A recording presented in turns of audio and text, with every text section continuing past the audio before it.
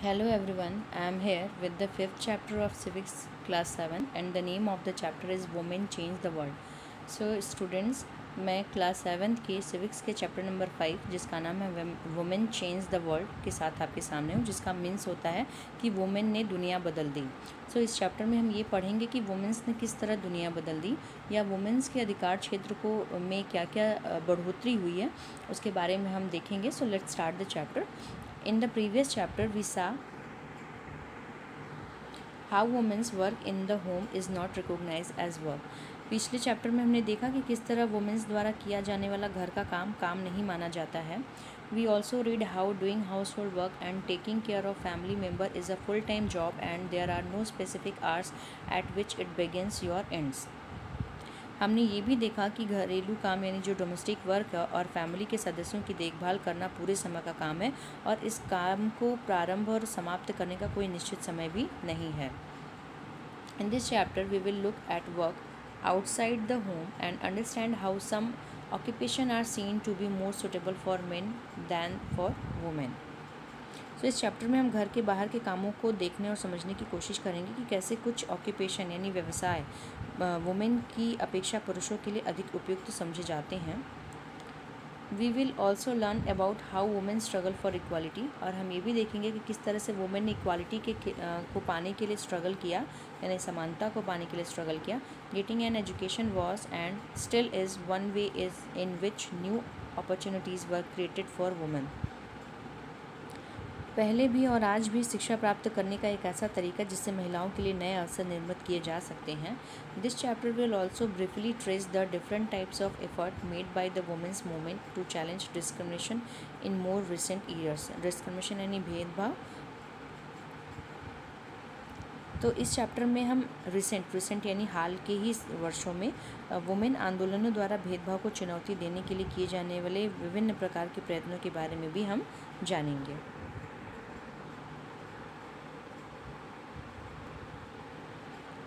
So fewer opportunities and rigid expectation यानी कम अवसर और कठोर अपेक्षाएं।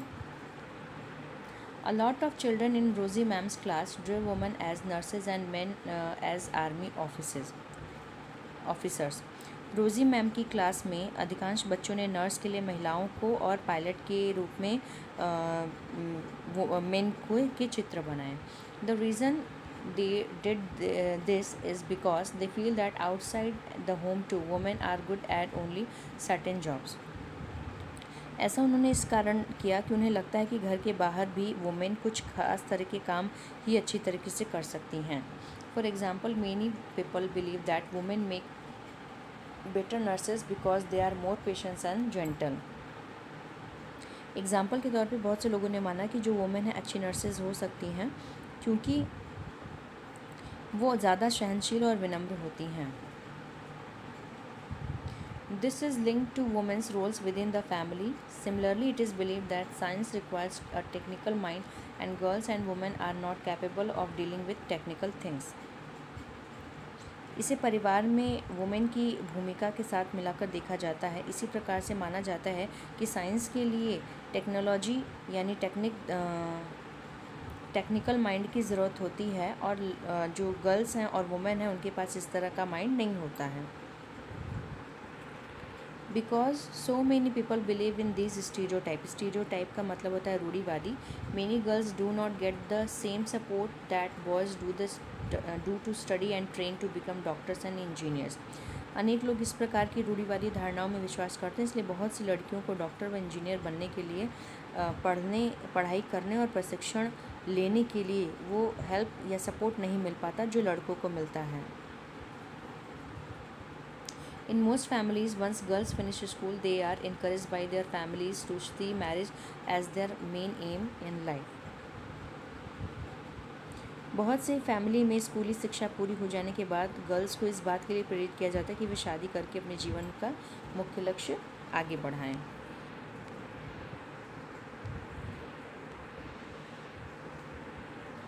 It is important to understand that we live in a society in which all children face pressure from the world around them. ये समझना ज़रूरी है कि हम ऐसे समाज में रह रहे हैं जहाँ सभी बच्चों को अपने चारों ओर की दुनिया के दबावों का सामना करना पड़ता है. Sometimes these come in the form of demand from adults. At other times they can just be because of unfair teasing by our own friends. कभी कभी ये दबाव बड़ों की अपेक्षाओं के रूप में होता है, तो कभी कभी हमारे अपने ही फ्रेंड्स के गलत तरीके से चिढ़ाने के कारण पैदा हो जाता है. Boys are pressurise to think about getting a job that will pay a good salary. लड़कों पे हमेशा ये प्रेशर होता है कि उन्हें एक बड़े होकर एक अच्छी जॉब पानी है, एक अच्छी सैलरी पानी है. They are also teased and bullied if they do not behave like other boys. अगर वो दूसरे लड़कों की तरह बिहेव नहीं करते तो उन्हें चिढ़ाया जाता है. You may remember that in your class 6 book you read about how boys at an early age are encouraged not to cry in front of other. आपने क्लास 6 में पढ़ा है कि किस तरीके से जब लड़के छोटे होते हैं तभी उनको सिखा दिया जाता है कि लड़कियों की तरह नहीं रोना है.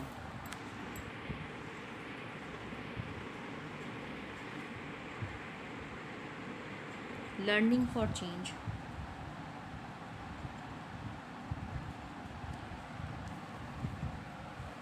परिवर्तन के लिए सीखना.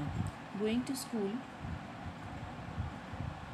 Is an extremely important part of your life. School जाना आपके जीवन का सबसे इम्पॉर्टेंट पार्ट होता है. As more and more children enter school every year we begin to think that it is normal for all children to go to school. जैसे जैसे स्कूलों में हर साल अधिकांश संख्या में बच्चे प्रवेश ले रहे हैं, हम सोचने लगें कि सब बच्चों के लिए स्कूल जाना एक साधारण बात है. Today it is difficult for us to imagine that school and learning could be seen as out of bounds or not appropriate for some children. आज हमारे लिए ये कल्पना करना भी कठिन है कि कुछ बच्चों के लिए स्कूल जाना और पढ़ना पहुँच के बाहर की बात या अनुचित बात भी मानी जा सकती है. But in the past, the skill of reading and writing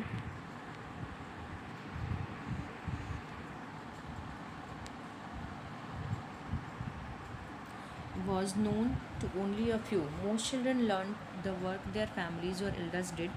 For girls, the situation was worse. In communities that taught sons to read and write, daughters were not allowed to learn the alphabet. परंतु past में लिखना और पढ़ना कुछ लोग ही जानते थे. अधिकांश बच्चे वही काम सीखते थे जो उनके परिवार में होता था या उनके बड़े करते थे. लड़कियों की स्थिति बहुत ख़राब थी. उन समाजों में जहाँ लड़कियों को पढ़ना लिखना सिखाया जाता था, लड़कियों को अक्षर तक सीखने की अनुमति नहीं थी. Even in families where skills like pottery, weaving and craft were taught, the contribution of daughters and women was only seen as supportive. For example, in the pottery trade, women collected the mud and prepared the earth for the pots, but since they did not operate the wheel, they were not seen as potters. यहाँ तक कि उन families में जहाँ की कुम्हारी, बुनकर और हस्तकला सिखाई जाती थी, ये धारणा थी कि लड़कियों और वुमेन को काम में केवल सहायता ही देना है. एग्जाम्पल के लिए, कुम्हार के व्यवसाय में वुमेन मिट्टी एकत्र करती थी और बर्तन बनाने के लिए उसे तैयार करती थी. चूँकि वो चाक नहीं चलाती थी, इसलिए उन्हें कुम्हार नहीं माना जाता था. In the 19th century, many new ideas about education and learning emerged. 19th century में शिक्षा के बारे में कई नए विचारों ने जन्म लिया. Schools became more common and communities that had never learned reading and writing started sending their children to school. विद्यालय अधिक प्रचलन में आ गए और वे समाज जिन्होंने स्वयं कभी पढ़ना लिखना नहीं सीखा था, अपने बच्चों को स्कूल भेजने लगे. But there was a lot of opposition to educating girls even then. लेकिन तब भी लड़कियों की शिक्षा के लिए बहुत विरोध था. Then many women and men made efforts to open school for girls. तब बहुत से मैन एंड वुमेन ने लड़कियों के लिए बहुत कोशिश करी स्कूल खोलने की. वुमेन ने struggle to learn to read and write. स्त्रियों ने पढ़ना लिखना सीखने के लिए संघर्ष किया. Let us read about the experience of Rasi Sundari Devi, who was born in West Bengal some 2000 years ago. At the age of 60, she wrote her autobiography in Bangla. Her book titled Amar Jeevan is the first known autobiography written by an Indian woman. Rasi Sundari Devi was a housewife from a rich landlord's family. At that time, it was believed that if a woman learned to read and write, she could bring bad luck to her husband and become a widow. Despite this, she taught herself how to read and write in secret well after her marriage.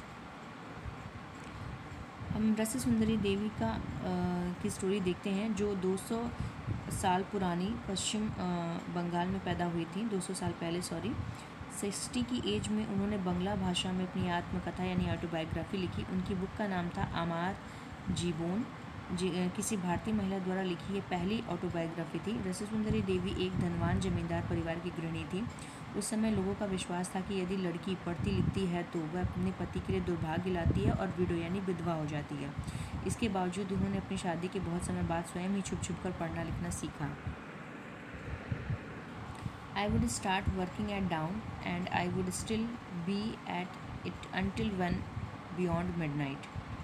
मैं अत्यंत सवेरे ही काम करना शुरू कर देती थी और उधर आधी रात हो जाने के बाद भी काम में लगी रहती थी। I had no rest in between.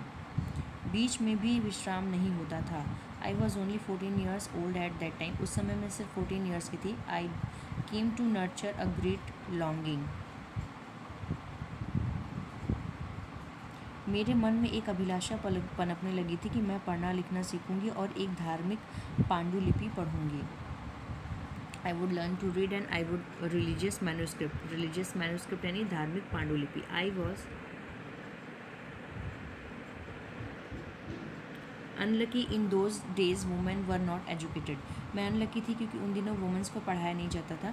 Letter I begin to resent my own thoughts. बाद में मैंने स्वयं ही अपने विचारों का विरोध मैं करने लगी। What is wrong with me, मेरे साथ क्या गलत हो गया। Women do not read, women नहीं पढ़ सकती। How will I do it, मैं कैसे करूँगी। Then I had a dream, क्योंकि मेरा एक सपना था। I was reading the manuscript of Chaitanya Bhagat, क्योंकि मैं चैतन्य भागवत पढ़ना चाहती थी। Later in the day as I sat cooking in the kitchen, एक दिन जब मैं किचन में खाना बना रही थी, आई हर्ड माई हस्बैंड से टू माई एल्डेस्ट सन, मैंने सुना कि मेरे पति ने मेरे बड़े बेटे से कहा, Bipin I have left my Chaitanya Bhagavat here, मैं यहाँ पे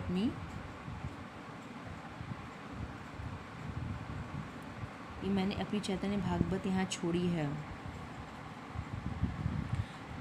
when I ask for it bring it in, जब मैं इसे मंगाऊं तुम इसे अंदर ले आना। He left the book there and went away, वो बुक वहाँ छोड़ करके चले गए। When the book had been taken inside, जब बुक अंदर ले जाई गई, I secretly took out the page and hid it carefully.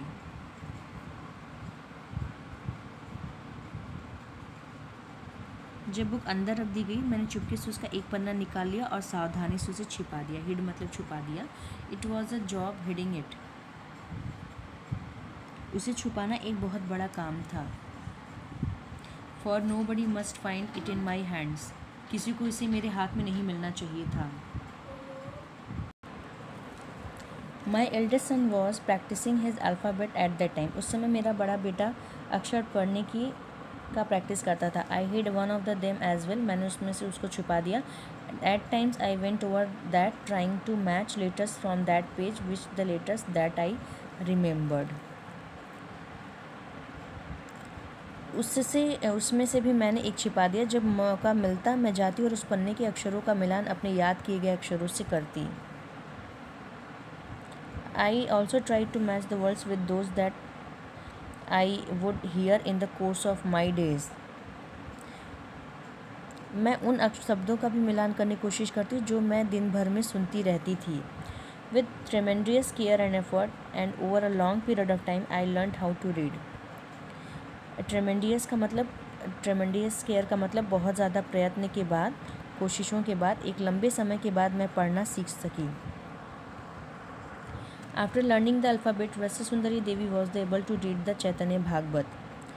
रसा सुंदरी देवी के अक्षर ज्ञान ने उन्हें चैतन्य भागवत पढ़ने का अवसर दिया। Through her own writing, she also gave the world an opportunity to read about women's lives in those days. स्वयं अपने लेखन से उन्होंने संसार को उस समय की स्त्रियों के जीवन के बारे में जानने का एक अवसर दिया। रसा सुंदरी देवी wrote about her everyday life experiences in detail. रसा सुंदरी देवी ने अपने दैनंदिनी यानी दैनिक जीवन के अनुभवों को विस्तार से लिखा। There were days when she did not have a moment's rest, no time even to sit down and eat. ऐसे भी दिन होते थे जब उन्हें दिन भर में छठ भर का भी आराम नहीं मिलता था और इतना समय भी नहीं कि वे ज़रा बैठकर कुछ खा लें। Schooling and education today. आज के समय में स्कूलिंग यानी शिक्षा, विद्यालय और शिक्षा। Today both boys and girls attend school in large number. आज बहुत बड़ी संख्या में girl and boy school attend करते हैं। Yet as we will see, जैसा कि हम देखेंगे, there still remain difference between the education of boys and girls. उसके बावजूद भी बॉयज़ एंड गर्ल्स के एजुकेशन में डिफरेंस दिखता है। India has a census every 10 year. हर 10 साल पे इंडिया का जनगणना होता है। सेंसस यानी जनगणना, which counts the whole population of the country, जिससे पूरे देश की पॉपुलेशन को काउंट किया जाता है। It also gathers detailed information about the people living in India. उसके साथ ही साथ इसमें तरह तरह की इन्फॉर्मेशन होती है कि जैसे कि कितने लोग रहते हैं, उनकी एज क्या है, स्कूलिंग क्या है, वो क्या काम करते हैं, वगैरह वगैरह। So use this information to measure many things. इस इंफॉर्मेशन से हम बहुत सी चीज़ों को मापते हैं, like the number of literate people, यानी कि कितने पढ़े लिखे यानी साक्षर लोग हैं, and the ratio of men and women, और उसके साथ साथ मेन और वुमेन का रेशियो भी। अकॉर्डिंग टू द 1961 की सेंसस के according about 40% of the all boys and main, यानी कि लगभग 40% जो बॉयज़ एंड मेन थे वो लिटरेट थे, compare to just 15% of all girls and women, और उसके बदले सिर्फ 15% ही गर्ल या वुमेन लिटरेट थी। In the most recent census of 2011, और 2011 के का जो हाल में भी सेंसस हुआ है, this figure has grown to 82% of boy. तो इसमें ये ग्राफ बढ़ा है और इसमें बॉय और मेन का जो लिटरेसी परसेंट है वो 82 हुआ है और गर्ल्स का 65% हुआ है और वुमेन का। This means that the proportion of both men and women who are now able to read and have at least some amount of schooling has increased। इसका मतलब ये हुआ है कि मेन और वुमेन जो कि कुछ पढ़ सकते हैं या उन्होंने कुछ स्कूलिंग करी है, ये रेशियो बढ़ा है। But you can also see, लेकिन आप ये भी देख सकते हो, the percentage of the male group is still higher than the female group. लेकिन अभी भी मेल ग्रुप का परसेंटेज फीमेल ग्रुप से हायर है। The gap has not gone away, अभी भी ये जो गैप है वो भरा नहीं जा सका है।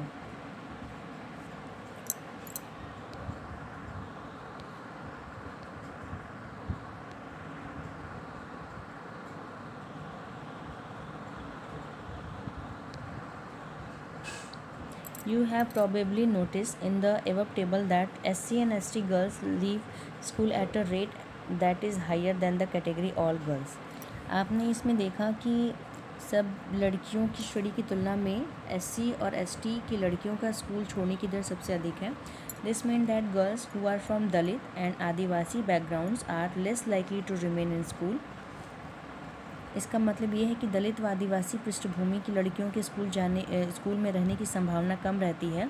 The 2011 census also found that Muslim girls are less likely than SC and ST girls to compete primary school. और 2011 की सेंसस से ये भी पता चलता है कि SC और ST लड़कियों की अपेक्षा मुस्लिम लड़कियों की प्राथमिक शिक्षा पूरी करने की संभावना और भी कम रहती है। While a Muslim girl is likely to stay in school for around 3 years, girls from other communities spend around 4 years in school। जहाँ पर मुस्लिम लड़कियाँ स्कूल में लगभग 3 साल ही रह पाती हैं और दूसरे समुदायों की लड़कियाँ लगभग 4 साल का समय बिता पाती हैं। There are several reasons why children from Dalit, Adivasi and Muslim community leave school. बहुत से ऐसे कारण हैं जिससे ये लड़कियाँ स्कूल छोड़ देती हैं। In many parts of country के बहुत से पार्ट में, specially in rural and poor area, rural और पुअर एरिया में, there may not even be proper school nor teachers who teach on a regular basis. देश के बहुत से पार्ट में, स्पेशली इन रूरल और पुअर एरियाज़ में, न तो प्रॉपर स्कूल है न ही प्रॉपर टीचर है। If a school is not close to people's homes and there is no transport like bus or vans, parent may not be willing to send their girls to school। अगर school जो है वो घर के पास ना हो या ट्रांसपोर्ट की फैसिलिटी ना हो, जैसे कि बस वैन ना हो, तो जो पेरेंट होते हैं वो लड़कियों को स्कूल भेजने की इच्छा नहीं रखते हैं। Many families are too poor and unable to bear the cost of educating all their children. बहुत से फैमिली तो बहुत पुअर होते हैं और वो अपने बच्चों की शिक्षा का भार नहीं उठा सकते हैं। बॉयज़ में get preference in this situation, और इस सिचुएशन में बॉयज़ को प्राथमिकता मिलती है। Many children also leave school because they are discriminated against by their teacher and classmate just like Om Prakash Valmiki. बहुत से तो बच्चे इसलिए स्कूल छोड़ देते हैं क्योंकि उनके साथ भेदभाव होता है। डिस्क्रिमिनेटेड यानी भेदभाव होता है उनके टीचर के द्वारा, उनके क्लासमेट के द्वारा, जिस तरह की ओम प्रकाश वाल्मीकि का हमने पढ़ा था। वुमेन्स मूवमेंट, महिला आंदोलन। Women and girls now have the right to study and go to school. अब महिलाओं और लड़कियों को पढ़ने का और स्कूल जाने का अधिकार है। देयर आर अदर स्पेयर्स, और भी अन्य क्षेत्र हैं, लाइक लीगल रिफॉर्म यानी कानूनी सुधार, वायलेंस एंड हेल्थ, हिंसा और स्वास्थ्य, where the situation of women and girls has improved, जहाँ लड़कियों और वुमेन की स्थिति बेहतर हुई है। These changes have not happened automatically, लेकिन ये जो चेंजेस हैं वो ऑटोमेटिकली नहीं हो गए हैं। Women individually and collectively have struggle to bring about these changes. Women's ने अकेले और कभी कभी समूहों में मिल करके इस तरह के संघर्ष को किया है। This struggle is known as the women's movement, और इसको वुमेन मूवमेंट के नाम से जानते हैं। Individual women's and women's organisation from different part of the country are part of the movement. देश के कई भागों में कई औरतें और कई महिला संगठन इस आंदोलन के हिस्सेदार रहे हैं। Many men support the women's movement as well. बहुत से मेन ने भी इस तरह के वुमेंस मूवमेंट को सपोर्ट किया। The diversity, passion and effort of those involves makes it a very vibrant movement. Different strategies have been used to spread awareness, fight discrimination and seek justice. Here are some glimpses of this struggle. इस आंदोलन में जुटे लोगों की मेहनत, निष्ठा और उनकी विशेषताएं इसे एक बहुत ही जीवंत आंदोलन बनाती हैं। इसमें चेतना जागृत करने, भेदभाव का मुकाबला करने और न्याय हासिल करने के लिए भिन्न भिन्न रणनीतियों का उपयोग किया गया है। इनकी कुछ झलकियाँ आप देख सकते हैं। ग्लिम्स यानी झलकियाँ। कैंपेनिंग यानी कि अभियान। Campaigns to fight discrimination and violence against women are an important part of the women's movement. Campaigns have also led to new laws being passed. A law was made in 2006 to give women who face physical and mental violence within their homes, also called domestic violence, some legal protection. भेदभाव और हिंसा के विरोध में अभियान चलाना महिला आंदोलन का एक महत्वपूर्ण हिस्सा है। अभियानों के फलस्वरूप नए कानून भी बनाए जाते हैं। 2006 में एक कानून बना जिसमें घर के अंदर फिज़िकली और मेंटली जो वायलेंस यानी हिंसा है उसके लिए औरतों को कानूनी सुरक्षा दी जा सके। Similarly, efforts made by the women's movement led the Supreme Court to formulate guidelines in 1997 to protect women against sexual harassment at the workplace and within educational institution. So इस तरह जो वुमेन आंदोलन है के अभियानों के कारण 1997 में सुप्रीम कोर्ट ने के कार्य के स्थान पर शैक्षणिक स्थानों में महिलाओं के साथ होने वाला सेक्सुअल हैरेसमेंट से उन्हें सुरक्षा प्रदान करने के लिए दिशा निर्देश जारी किए हैं। In the 1980s, for example, women's group across the country spoke out against dowry deaths, cases of young brides being murdered by their in-laws or husbands greedy for more dowry. चूँकि एक एग्जाम्पल देखते हैं कि 1980 में देश भर की महिला संगठनों ने दहेज हत्याओं के खिलाफ आवाज़ उठाई।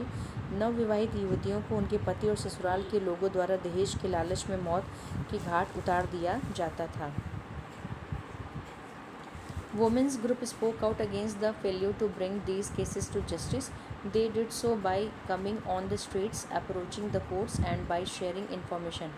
Eventually, this became a public issue in the newspaper and society, and the dowry law were changed to punish families who seek dowry.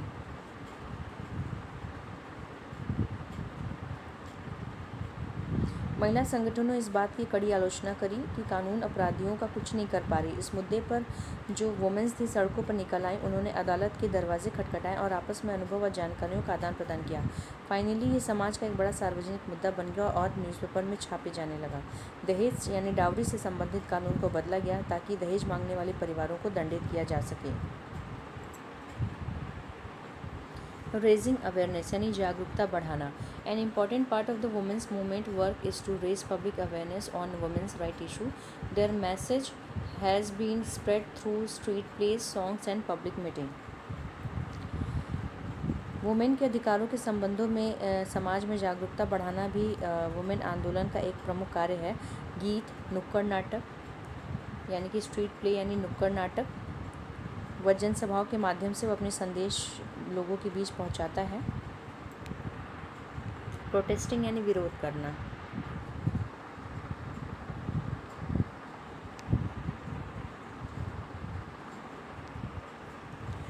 The women's movement raised its voice when violations against women take place. For example, when a law or policy acts against their interest, public rallies and demonstration यानी जुलूस are a very powerful way to drawing attention of injustices. जब महिलाओं के हितों का उल्लंघन होता है, जैसे किसी कानून अथवा नीति के द्वारा, तो महिला आंदोलन ऐसे उल्लंघनों के खिलाफ आवाज़ उठाता है। लोगों का ध्यान खींचने के लिए रैलियां, प्रदर्शन आदि बहुत कारक तरीके हैं। शोइंग